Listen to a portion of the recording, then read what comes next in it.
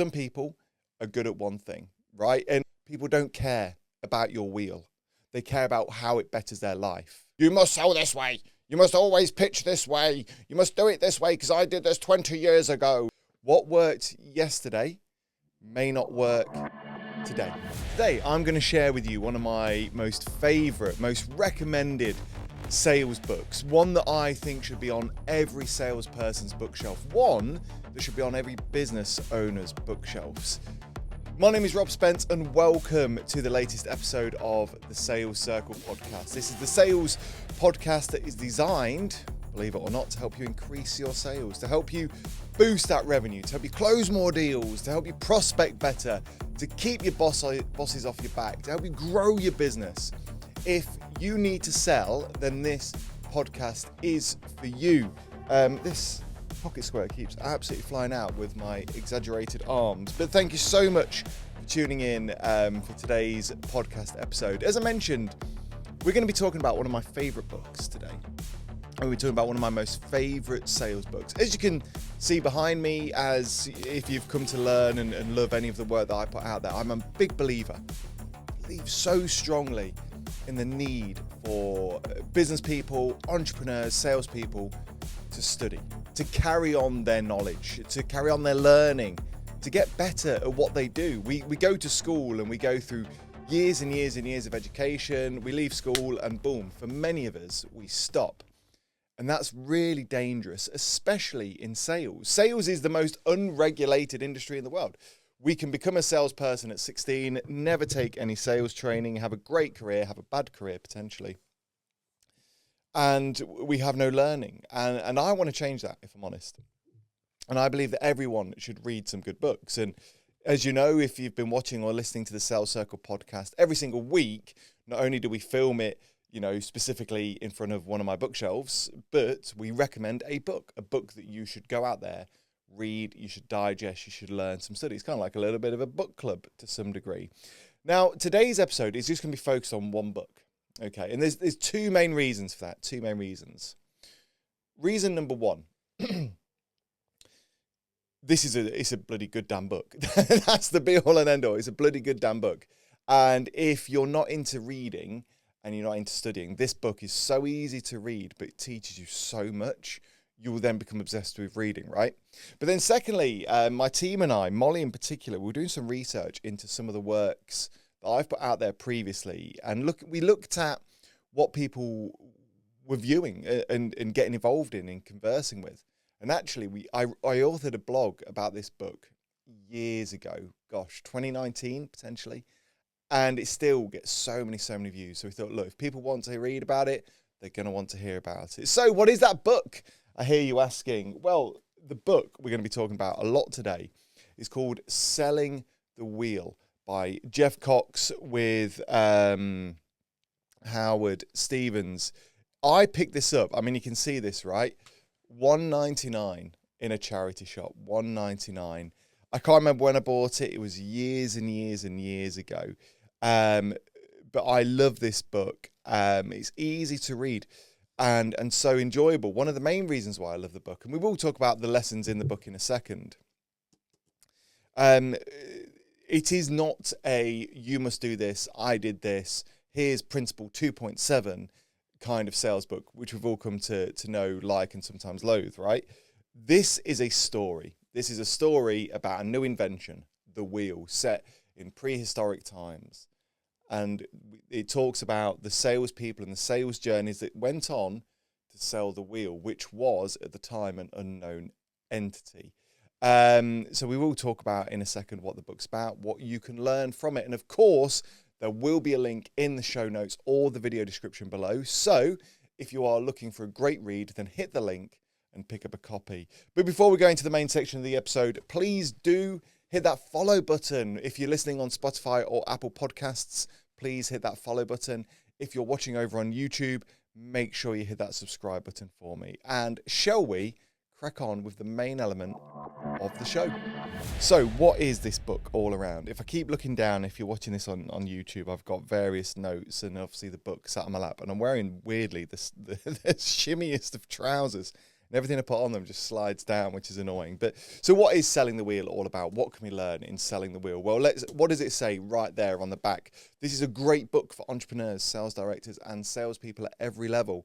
It's a must-read for everyone involved in building a business. That was written by William C. Byham, president of Development Dimensions International Incorporated. What does the blurb actually say? We're just gonna read it out. Selling the Wheel is a fascinating story about sales and marketing written in the form of an ancient parable. Once upon a time, long ago, a resourceful fellow named Max came up with a brilliant idea and invented the wheel. But human beings who had been getting along without the wheel for thousands of years did not instantly appreciate the need for this clever invention. This is the challenge facing Max, as dramatized by Jeff Cox, who is the co-author of the best-selling business novel Zap and The Goal. Selling the Wheel is based on the pioneering research of Howard Stevens' employment testing and customer research firm, the HR Chally Group. In the story, Max and his wife Minnie learn what it takes to market the wheel. With the help of Ozzy the Oracle, they discover 4 essential selling styles: closer, wizard, relationship builder, and captain and crew. And they come to understand how each style is suited to different types of salesperson. They learn that as markets evolve, selling styles and strategies must change. There is no single right way, and no company can be all things to all people. The critical lesson is as valuable to salespeople as it is to sales managers. It does go on to say, Selling the Wheel is an irresistible guide to sales style, strategies, and markets. It is packed with practical tips for salespeople, entrepreneurs, marketing managers, and business students. At the conclusion of the book, in the summary section designed to help the reader answer these questions: what about you, your company, your products, your services, your customers? What is your selling style and strategy?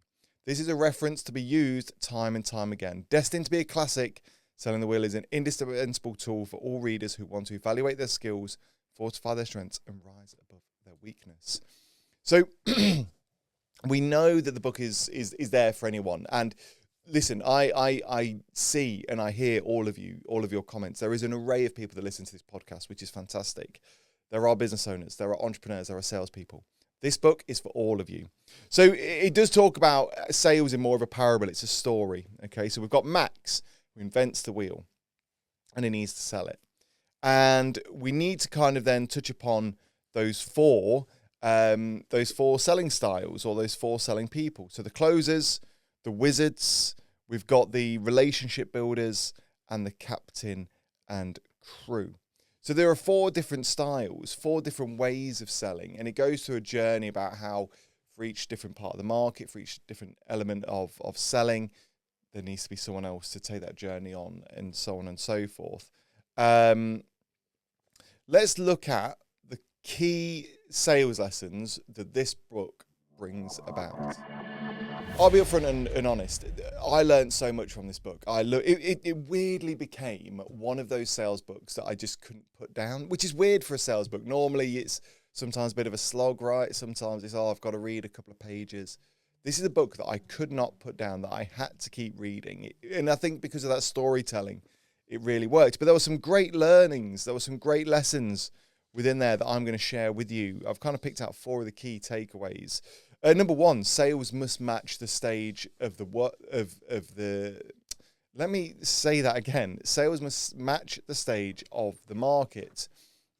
We learn here, obviously, once upon a time, the wheel was a new thing. It was a new invention. And we get it all the time now, whether you're listening to this and maybe you've just created a new product, a new service that people aren't used to. In the early days of a new product, such as the wheel, customers don't understand the value. They need education, patience, and time. And with that, what that then means is if your product is disruptive, if it changes the marketplace or is completely revolutionary, you do have to lead with trust, education, and belief. The key thing is not to add pressure. And we talk about this a lot on the podcast. You know, we had a whole episode the other day about the tennis ball theory. If we constantly bombard our clients and force them, that's not going to make them make the decision. Sometimes you've got to allow an individual to make a decision by guiding them on a journey, which can only be led by trust, education, and belief. Pressure sometimes can be your worst enemy.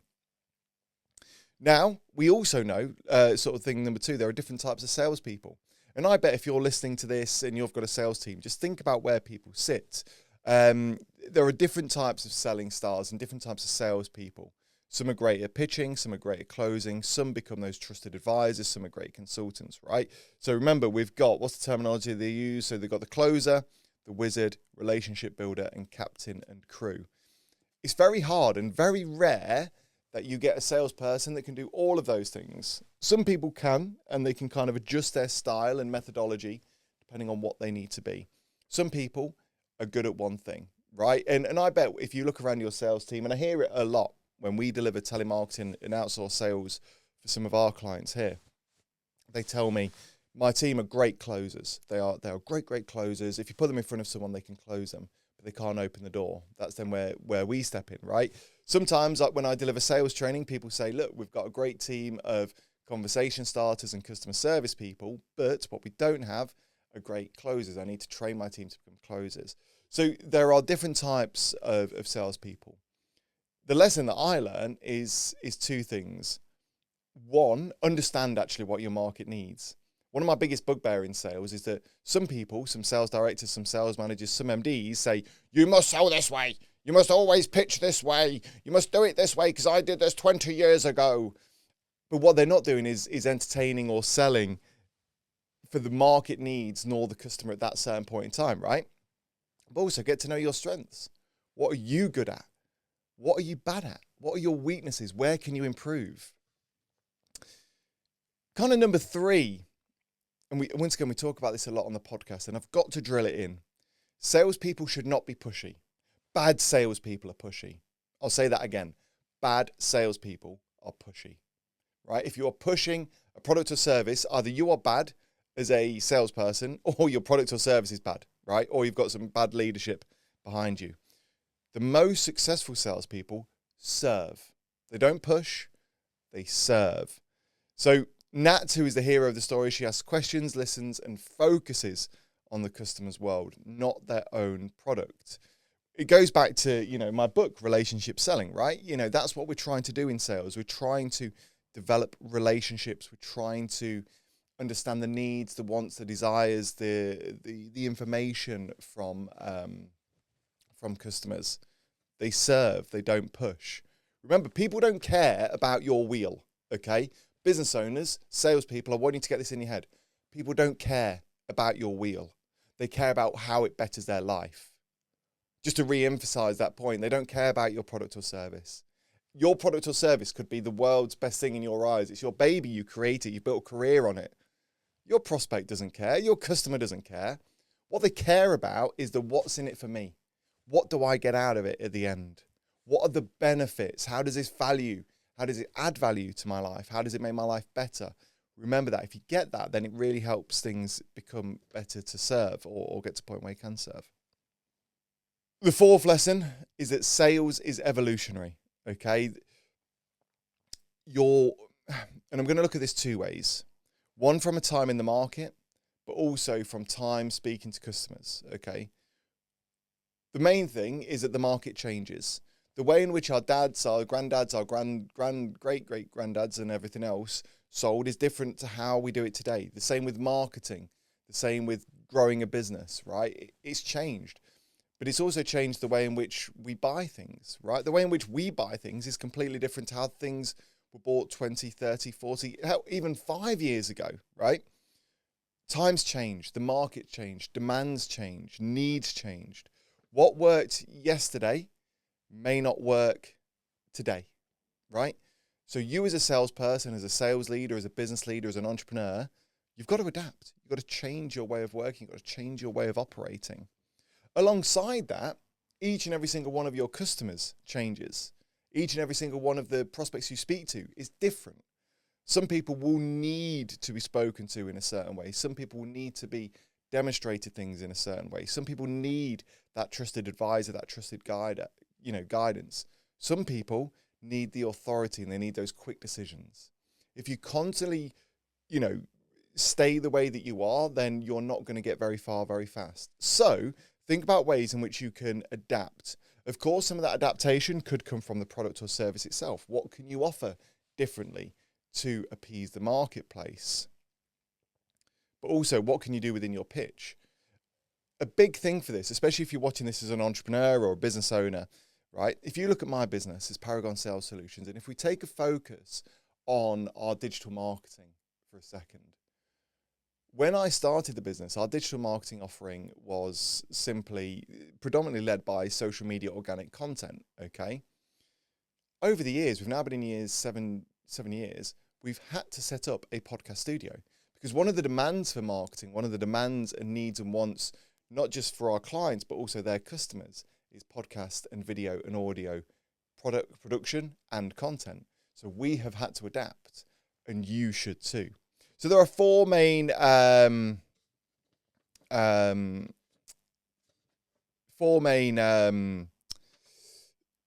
lessons.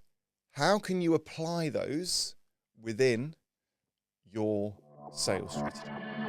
Just before we go on, our cheeky plug of the week is going to be simple. Of course, we are partnered with Monday.com CRM, and of course, you can get some great free access to this intuitive CRM system by clicking the link below.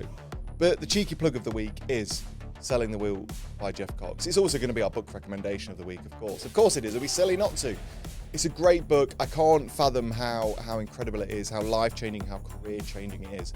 If you work in marketing, you're going to want to read this book. If you work in sales, you are going to want to read this book. If you own a business, read the book. If you manage a business, read the book. If you work in any form of commercially driven product or service, selling or marketing, you need to read this book. Selling the Wheel, Jeff Cox, Howard Stevens, a fantastic bloody read.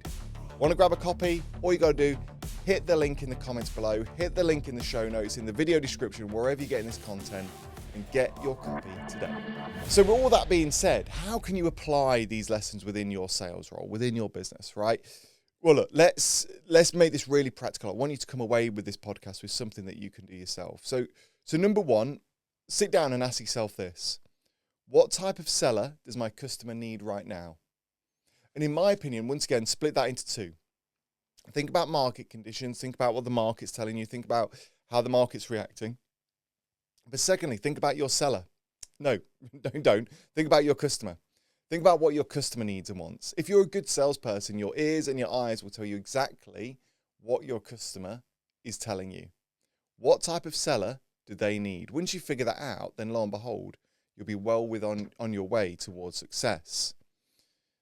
As I said before, focus less on the product and focus on the benefits, okay?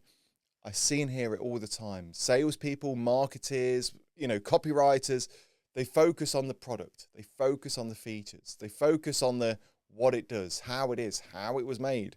No one cares about that. There may be some subtle, subliminal thoughts towards that, but what they want is what's in it for me? What are the benefits to me? Right? No one wants to buy solar panels. No one wants solar panels. But what they do want is to tick off the net zero listings, and they also want to save some money on their electricity costs. Hell, they even maybe want to make some money by selling it back to the grid, right? No one wants to buy life insurance. No one. I don't know anyone that's woken up and gone, do you know what? I want to burn some cash on some life insurance today. Yeah, let's do it.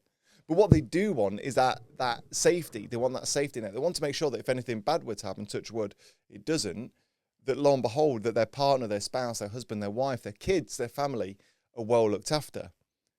No one wants to buy a microphone. No one wants to buy a microphone. What they want is high quality audio that gets their message across to thousands and thousands of listeners. Think about what your product does to help people, not what the product is.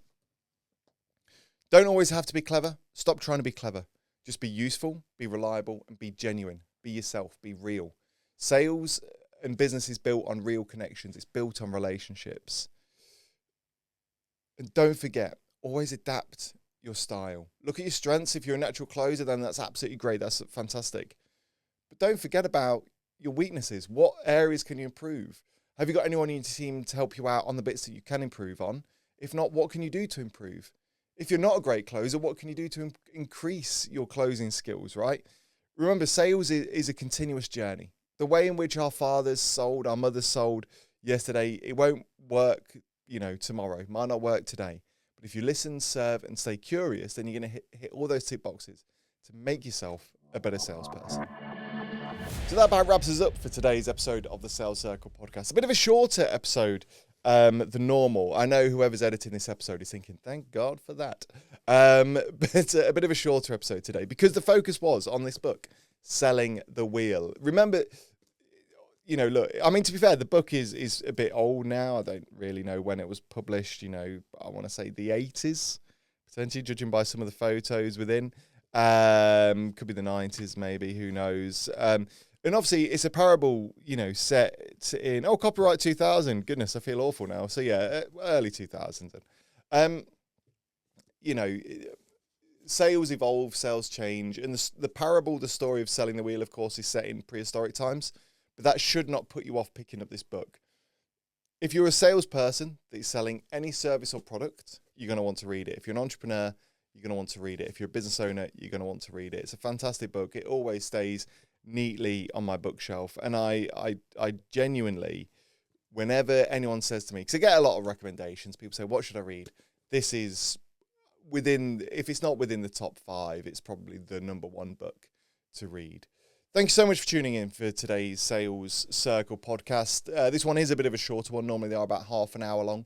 But I hope you've enjoyed the lessons, you've heard the stories, you've enjoyed the stories, you've enjoyed the podcast all the same. My name is Rob Spence, an internationally renowned sales trainer, sales author, sales coach, and the managing director of a multi-award winning sales and marketing agency. Remember, I remain yours if you ever need any help with your sales.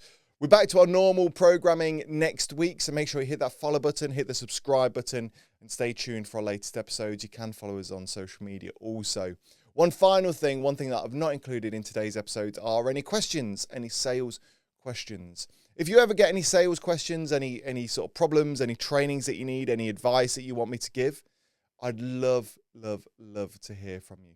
All you've got to do is email into thesalescircleofficial@gmail.com or head on over to social media, drop us a message, and I'll make sure I read your question out and answer it as best I can in the next episode. Thank you so much for tuning in. I'll see you next Thursday. And until then, all the best. It's a wrap. And that's it for another episode of the Sales Circle. Make sure you hit that follow button, join us over on social media, and we'll see you next week.